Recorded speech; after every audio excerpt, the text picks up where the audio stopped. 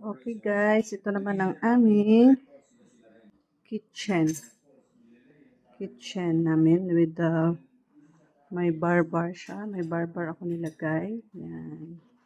From dining, ito naman ang kitchen na may bar at may cabinets and nilagay ako ditong ganyan. Yan.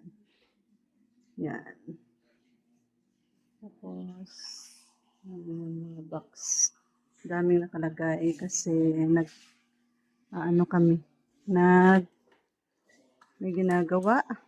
Tapos, yan. May water dispenser, rice cooker, yan. Tapos, ang aking pamangkin na very good, nagugas ng pinggan, yan. Diba? Good job, kid.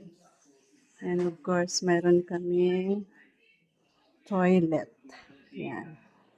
Toilet namin. Tapos, paglabas mo, ang laundry area. Yan, laundry area namin.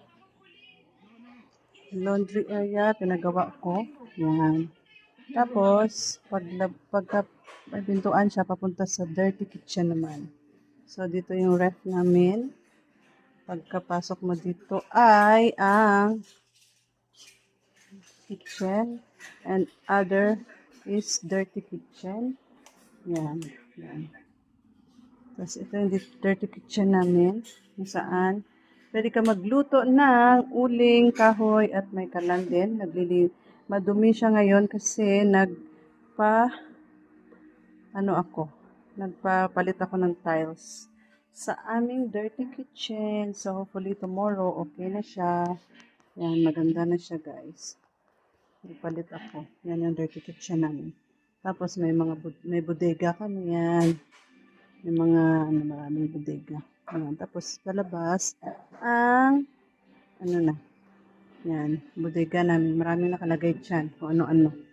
Yan yung dirty kitchen. Madumi siya guys kasi nagre-renovate. Tapos nagbagli ako solar. Yan. Yan siya ang dirty kitchen namin.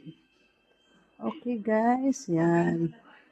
Yan yung tinatawag na dirty kitchen.